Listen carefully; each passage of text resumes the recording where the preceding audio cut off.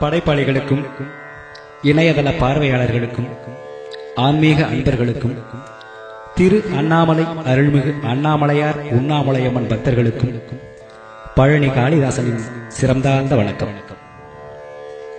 பூலோகத்தில் உள்ள சிவ தலங்களில் நடு நாயகமாக விளங்கும் திருவண்ணாமலை எனும் திருத்தலம் நினைத்தவுடனே முக்தியை கொடுக்கத்தக்க சிறப்புடையதாகும். சமய உலகில் புகழ்பெற்ற திருத்தலங்களில் சிறப்பு பெற்ற திருத்தலம் திருவண்ணாமலையாகும்.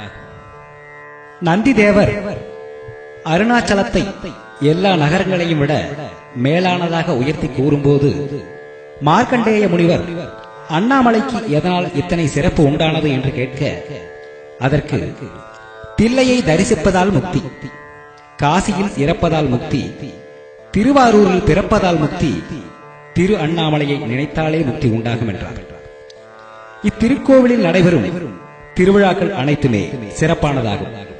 அதிலும் திருக்கார்த்திகை தீப திருவிழா மிகவும் சிறப்பானதாகும். திரு அண்ணாமலை திருக்கோவில் மன்னர்கள் பலராலும் திருப்பணிகள் செய்யப்பட்டது. இதனை இங்குள்ள கல்வெட்டுக்கள் அரசால் ஏற்கப்பட்டு அதன் வாயிலாக நாம் அறியலாம். அருள்மிகு அண்ணாமலையார் ஆலய கருவறையில் உள்ள சிவலிங்க மூர்த்தி சுயம்பு மூர்த்தி ஆவார். இவ்லிங்க மூர்த்தியை பண்டைய கால மக்கள் மரத்தின் நிழலில் தான் வணங்கி வந்துள்ளனர். சிவலிங்க மூர்த்திக்கு நிழல் கொடுத்துக் கொண்டிருந்த மரம் மகிழ மரமாகும். ஆலயத்தில் தல விருட்சமாக இன்றும் மகிழ மரம் உள்ளது. இவ்வாலயம் மன்னர்களாலும் சிவநெறி செல்வர்களாலும் பல வகையில் வளர்ச்சி பெற்றது. சோழர்கள், பல்லவர்கள், பாண்டியர்கள், ஹொய்சால மன்னர்கள், விஜய நகர பேரரசர் கிருஷ்ணதேவராயர், தஞ்சை நாயக்க மன்னர்கள், சிற்றரசர்கள் முதலிய பலராலும் பற்பல காலங்களில் திருப்பணிகள் செய்யப்பட்டன. அம்மன்னர்களை தொடர்ந்து அண்மை காலத்தில் தமிழக தேவார திருத்தலங்கள் பலவற்றை பெரும் பொருட்செலவில் திருப்பணிகள் செய்த பெருமைக்குரிய நகரத்தார் பெருமக்கள் இத்திருக்கோயிலை திருப்பணி செய்து 1903 1944 1976 மகா கும்பாபிஷேகங்கள் நடைபெற்றன.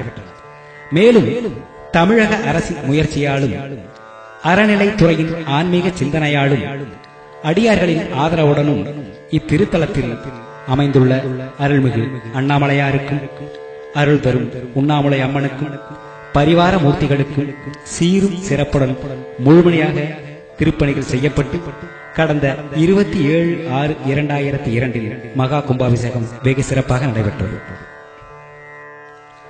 திருநாவுக்கரசு சுவாமிகள் இத்தலத்தை வழிபட்டு 3 திருப்பதிகங்கள் பாடியுள்ளார். திருஞான சம்பந்த சுவாமிகள் அண்ணாமலையாரை வழிபட்டு 2 திருப்பதிகங்கள் பாடியுள்ளார். மேலும் அண்ணாமலையாரை வழிபட்டு 22 பாடல்கள் பாடியுள்ளார். சுந்தரமூர்த்தி சுவாமிகள், நக்கீரர், கபிலர், பட்டினத்தார் முதலியோர் இத்தலத்தை தம் பாடல்களில் குறிப்பிட்டுள்ளார்கள். மாணிக்கவாசக சுவாமிகள் இத்தலத்தில் பலகாலம் தங்கியிருந்து திருவெம்பாவை, திருவம்மானை ஆகிய திருப்பதிகங்கள் அருளியுள்ளார். குகை நமசிவாயர் அருணகிரி அந்தாதியில் 100 பாடல்களும், திருவருணை தனி வெண்பாவாக 34 பாடல்களும் பாடியுள்ளார். மேலும் குரு நமச்சிவாயர் அண்ணாமலை மீது வெண்பா பாடி வழிபாடு செய்துள்ளார். திருவண்ணாமலை எனும் சிறப்புற விளங்கும் இம்மலையானது 2668 அடி உயரமுள்ளது. கையிலை மலையில் இறைவன் இருப்பதால் சிறப்பு. ஆனால் திருவண்ணாமலையில் மலையே சிவலிங்கமாக காட்சியளிப்பது மேலும் சிறப்பாகும். நிலவியல் நிபுணர்கள் மலையை 4 வகை என்பார்கள். அதில் அவர்கள் இந்த மலையை நெருப்பினால் வந்த குன்று என்கின்றார்கள். இம்மலைக்கு அருணாச்சலம் என்ற பெயரும் உண்டு. அருணம் என்றால் சூரியன் என்று பொருள், அசலம் என்றால் கிரி என்றும் மலை என்றும் பொருள்.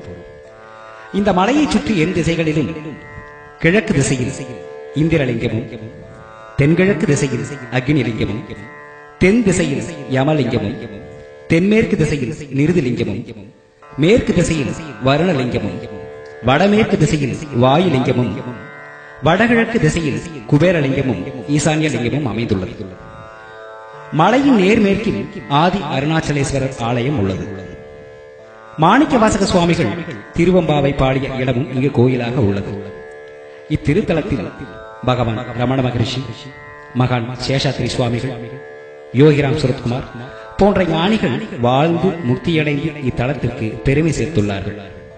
இன்றும் ஞானிகளும் சித்தர்களும் வாழும் ஆன்மீக தலம் திருவண்ணாமலையாகும். இம்மலையின் அமைப்பு கீழ் திசையிலிருந்து பார்த்தால் ஒன்றாக தெரியும். இது ஏகனை குறிக்கும். மலை சுற்றும் வழியில் இரண்டாக தெரியும். இது அர்த்தநாரீஸ்வரரை குறிக்கும். மலையின் பின்னால் மேற்கு திசையிலிருந்து பார்த்தால் மலையானது மூன்றாக தெரியும்.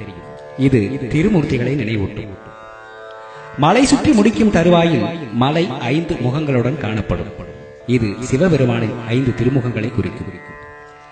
கிரிவலம் செல்லும் ஆன்மீக அன்பர்கள் அண்ணாமலையார் திருக்கோவிலில் இறைவனை வணங்கி மலையை சுற்ற தொடங்க வேண்டும். எந்த இடத்தில் தொடங்கினோமோ அந்த இடத்தில் வந்து மலை சுற்றுவதை முடிக்க வேண்டும். ஞாயிற்றுக்கிழமை கிரிவலம் வந்தால் சிவபதம் கிடைக்கும். திங்கட்கிழமை கிரிவலம் வந்தால் உலகையே ஆளக்கூடிய வல்லமை கிடைக்கும். செவ்வாய்க்கிழமை கிரிவலம் வந்தால் ஏழ்மை தொல்லைகள் தீரும், கடன்கள் அகலும், சுபிட்சம் உண்டாகும், பிறவி பிணியிலிருந்து விடுதலை கிடைக்கும். புதன்கிழமை கிரிவலம் வந்தால் கலைகளில் தேர்ச்சி கிடைக்கும். வியாழக்கிழமை கிரிவலம் வந்தால் ஞானிகளுக்கு ஒப்பான நிலையை அடையலாம். வெள்ளிக்கிழமை கிரிவலம் வந்தால் விஷ்ணுபதம் கிடைக்கும். சனிக்கிழமை கிரிவலம் வந்தால் நவகிரகங்களை வழிபட்ட பலன் கிடைக்கும். பிறவி பிணி நீங்க வேண்டும் என விரும்பும் அனைவரும் அண்ணாமலையாரை வணங்கி மலையை கிரிவலம் வருவதன் மூலம் தத்தமது கருமாவை குறைத்துக் கொள்ள முடியும். மலையை வலம் வரும்போது பல இடங்களில் மூலிகை மனம் வீசும். இதனால் நோய்கள் தீரும் என்பது 100% உண்மை. எனவே ஆன்மீக அன்பர்களும் பக்த கோடி பெருமக்களும் அருள்மிகு அண்ணாமலையாரை வணங்கி கிரிவலம் வந்து வாழ்வில் சகல செல்வங்களை பெற்று சிறப்புடன் வாழ்வோமாக. என்றென்றும் நன்றியுடன் பழனி காளிதாசன்.